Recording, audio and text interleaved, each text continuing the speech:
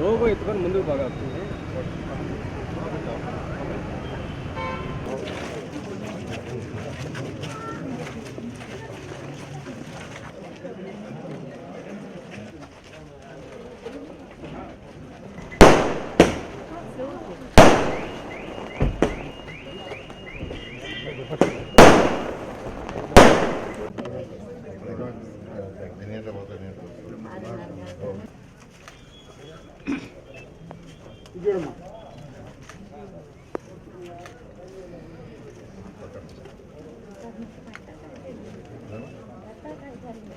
దీని లేవా ఇది కూడా ప్రాబ్లం ఉంది.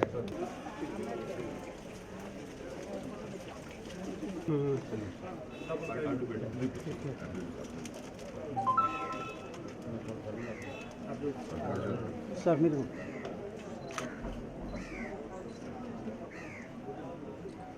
Okay sir.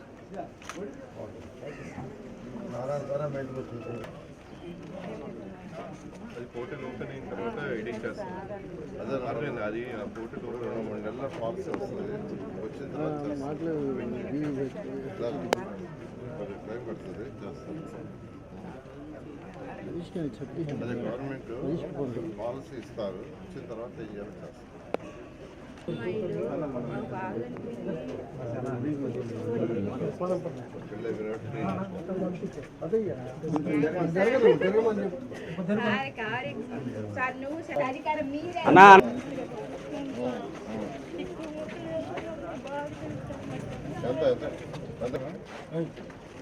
బాలకృష్ణ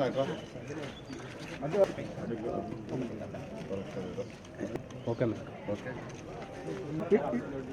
అమ్మా నువ్వు ఇట్రమ్మా పక్కన సార్ అమ్మా అప్లై చేయలేదా? ఇస్తారు ఇల్లు ఇస్తారు తొందరలోనే ఇల్లు ఇస్తారు. ఇల్లు తొందరలో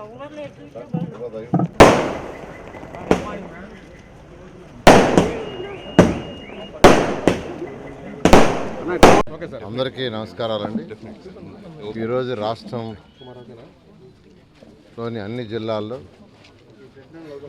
అన్ని మండలాల్లో ఈరోజు అధికారులు యాక్చువల్గా ఇంటింటికి పోయి తెల్లవారుజాము 6 గంటల నుంచే పెన్షన్స్ ఇస్తున్నారు. ఈ తెలుగుదేశం ప్రభుత్వం వచ్చిన తర్వాత ఇది ఇవ్వటం 3వసారి. అయితే ప్రతి నెల 1వ తేదీ ఇవ్వాలని ముందు ముఖ్యమంత్రి గారు నిర్ణయించారు. తెల్లవారు 6 నుంచే స్టార్ట్ చేయాలని, అది కూడా డోర్ టు డోర్ పోయి ఇవ్వాలని. అయితే రేపు 1వ తేదీ అంటే రేపు ఆదివారం వచ్చింది. అయితే ఆదివారం 1వ తేదీ వచ్చింది, అధికారులకు సెలవు. ఆ రోజు వాళ్ళని ఇబ్బంది పెట్టకూడదు, ఏం చేయాలని కొందరు నాయకులు సూచించిన తర్వాత ముఖ్యమంత్రి గారు ఒకటే అన్నారు. అందరూ అయితే 2వ తేదీ ఇస్తామన్నారు. 2వ తేదీ ఇస్తాం అని నాయకులు సూచిస్తే ముఖ్యమంత్రి గారు ఒకటే అన్నారు, మనం 1వ తేదీ ఇస్తానన్నాం, మాట తప్పకూడదు. ఈ నెలలో ముందు రోజే ఇచ్చేయండి. 1వ తేదీ ఆదివారం వస్తే 31వ తేదీ మార్నింగ్ తెల్లవారు ఏమంటే ఈరోజు రాష్ట్రంలో అన్ని జిల్లాల్లో అన్ని మండలాల్లో ఈరోజు తెల్లవారు 6 నుంచే స్టార్ట్ అయింది. వాళ్ళ ఆనందానికి హద్దులు లేవు. ఒక పక్క వర్షం పడుతుంది, గొడుగులు వేసుకొని యాక్చువల్గా ఈరోజు అధికారులు నాయకులు ఇస్తున్నారు. నేను వాళ్ళందరినీ అప్రిషియేట్ చేస్తున్నా. తెల్లవారు 6 నుంచే స్టార్ట్ చేశారు. వాళ్ళ యొక్క ఆనందానికి హద్దులు లేవు. ఈరోజు నిజంగా చెప్పాలంటే 36,000 కోట్ల రూపాయలు సంవత్సరానికి అవుతుంది. 36,000 కోట్లు అంతా ఇంత కాదు. లోటు బడ్జెట్, డబ్బులు లేవు, ఖజానా ఖాళీ, ఖజానా పూర్తిగా ఖాళీ. కేంద్ర ప్రభుత్వం ఇచ్చిన డబ్బులు కూడా గత ప్రభుత్వం రకరకాలుగా డైవర్ట్ చేసింది. ఉదాహరణకి మున్సిపల్ శాఖ, నా శాఖలో గత సంవత్సరం అంటే 2023-24 సంవత్సరానికి గాను మొదటి 6 నెలలకి మార్చి నుంచి సెప్టెంబర్ దాకా 454 కోట్లు ఇచ్చి అది మున్సిపాలిటీస్కి ఇవ్వమంటే దాన్ని కూడా వాడేశారు. ఎట్లా వాడేశారో కూడా తెలియదు. అవి మున్సిపాలిటీస్కి, లోకల్ బాడీస్కి కేంద్ర ప్రభుత్వం ఇచ్చేది. మనకు రావాల్సిన ఈ జిఎస్టీ వాటిలో రావాల్సిన 43% రేషియోలో లోకల్ బాడీస్కి ఇస్తారు. వాటిలన్నీ వాడేశారు. 454 కోట్లు మున్సిపాలిటీస్కి ఇవ్వాల్సింది దాన్ని వాడేశారు. 900 కోట్లు పంచాయతీ డిపార్ట్మెంట్కి ఇవ్వాల్సింది అది వాడేశారు. అయితే ముఖ్యమంత్రి రాగానే ఫస్ట్ లోకల్ బాడీస్ స్ట్రెంగ్త్ కావాలి. పంచాయతీలు కావచ్చు, ఇటు అర్బన్ కావచ్చు, మున్సిపల్ కార్పొరేషన్స్ అయినా, మున్సిపాలిటీస్ అయినా, నగర పంచాయతీ అయినా స్ట్రెంగ్త్ కావాలి. వాళ్ళకి అనేక సమస్యలు ఉంటాయి. రోడ్లు, డ్రైన్స్, వాటర్, డ్రింకింగ్, ఎలక్ట్రిసిటీ అనే ఉద్దేశంతో ముఖ్యమంత్రి గారు ఈరోజు ఖజానా ఖాళీ అయినా 454 కోట్లను ఈరోజు మున్సిపల్ శాఖలో ఉండే అర్బన్ బాడీస్కి రిలీజ్ చేశారు. ముఖ్యమంత్రి గారికి ఈ రాష్ట్ర ప్రజల తరఫున నేను ప్రత్యేకంగా ధన్యవాదాలు తెలియజేస్తున్నాను. అదేవిధంగా మళ్ళీ ఇంకొక ఇన్స్టాల్మెంట్ త్వరలో రాబోతుంది. అంటే ఈ ఇచ్చిన లాస్ట్ మార్చి నుంచి సెప్టెంబర్ దాకా ఇచ్చిన ఏదైతే 454 కోట్ల కేంద్రం ఇచ్చిందో దాన్ని మున్సిపాలిటీస్కి కానీ వాళ్ళ అకౌంట్లో వేస్తే ఇమీడియట్గా కేంద్ర ప్రభుత్వం మరొక 454 కోట్లు ఇస్తుంది. అది ఎప్పుడుది? లాస్ట్ సెప్టెంబర్ టు మన మార్చి వరకు వాళ్ళు అది రిలీజ్ చేస్తేనే మళ్ళీ మున్సిపల్ అకౌంట్స్లో వేస్తే మొన్న మార్చి నుంచి సెప్టెంబర్ దాకా మళ్ళీ ఇంకో 454 వస్తుంది. దీనికి ఏ మ్యాచింగ్ ఫండ్ లేదు. అసలు మ్యాచింగ్ ఫండ్ లేదని ఎవరు వదులుకోరు.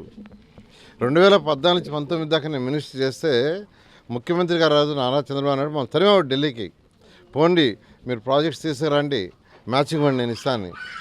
అసలు మ్యాచింగ్ ఫండ్ అవసరం లేని వాటికి యాక్చువల్గా వాడు వదిలేశారంటే అసలు గత ప్రభుత్వంలో ఫైనాన్షియల్ డిసిప్లిన్ లేదు. ముఖ్యమంత్రి గారు ప్రజల మధ్యకి వస్తుంటే వాళ్ళ ప్రజల అవసరాలని తెలిస్తే ఏం చేయాలని తెలిసేది. గత ముఖ్యమంత్రి ప్రజల్లోకి రాలా, ఆయన కేవలం ఇంట్లోనే కూర్చున్నాడు. అందువల్ల ప్రజల అవసరాలు తెలియలా, అందువల్ల వచ్చే డబ్బులు కూడా పోగొట్టారు. ఇలా జరిగింది. అదేవిధంగా అర్బన్ హౌసెస్ టిస్కోస్ తీసుకుంటే 2014-19 దాకా నేను మొత్తం 9 కోట్ల హౌసెస్ని సెంట్రల్ గవర్నమెంట్ శాంక్షన్ ఇచ్చా. అందులో 7 కోట్ల హౌసెస్కి యాక్చువల్గా క్లియరెన్స్ వచ్చింది. అంటే అవి కట్టాలంటే ల్యాండ్ కావాలి. 5 లక్షల హౌసెస్కి ల్యాండ్ తీసుకున్నాం జిల్లా కలెక్టర్ దగ్గర నుంచి.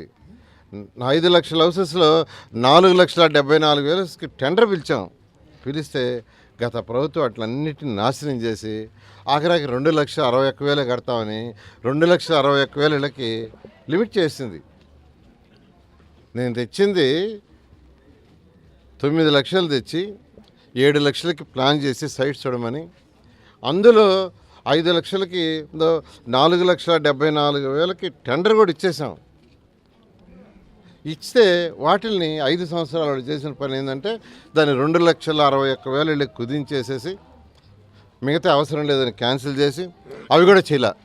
పని ఆ 2,61,000 చేసినట్టు అవి కూడా చేయలే. మేమేదైతే పూర్తి చేసినామో అవే 2014-19 దాకా. ఇలా గత ప్రభుత్వం అన్ని వ్యవస్థల్ని సర్వనాశనం చేసింది.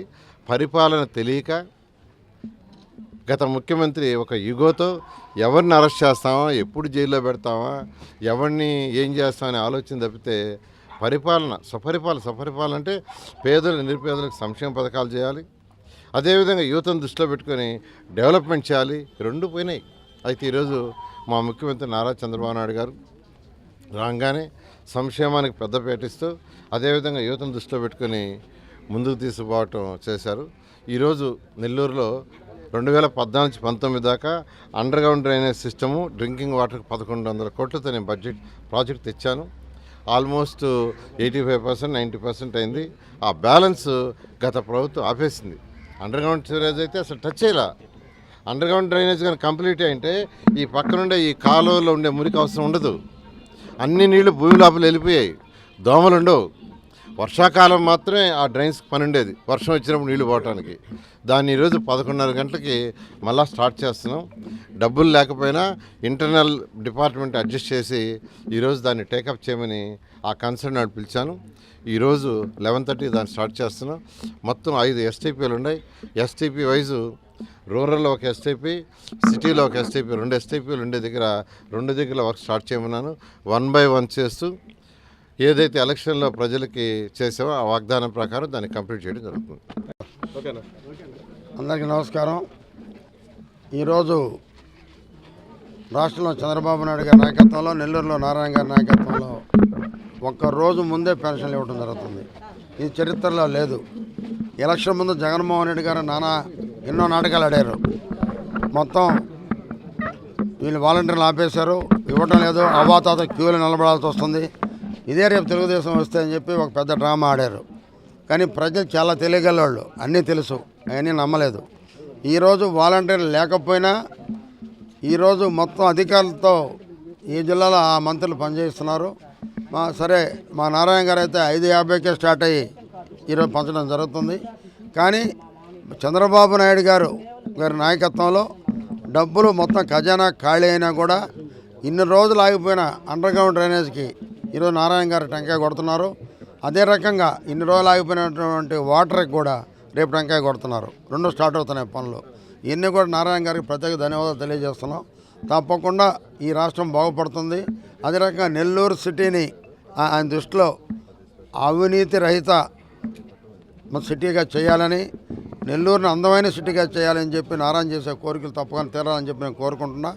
ఎప్పుడూ ప్రజల్లో పనిచేసే తెలుగుదేశం పార్టీ చంద్రబాబు నాయుడు గారి నాయకత్వంలో తప్పకుండా ఈ రాష్ట్రం ఒక మంచి పరిపాలన అందిస్తుంది. డబ్బులు ఖాళీ అయినా ఎట్లా ఆదాయాన్ని పెంచుకోవాలో ఆయన తెలుసు.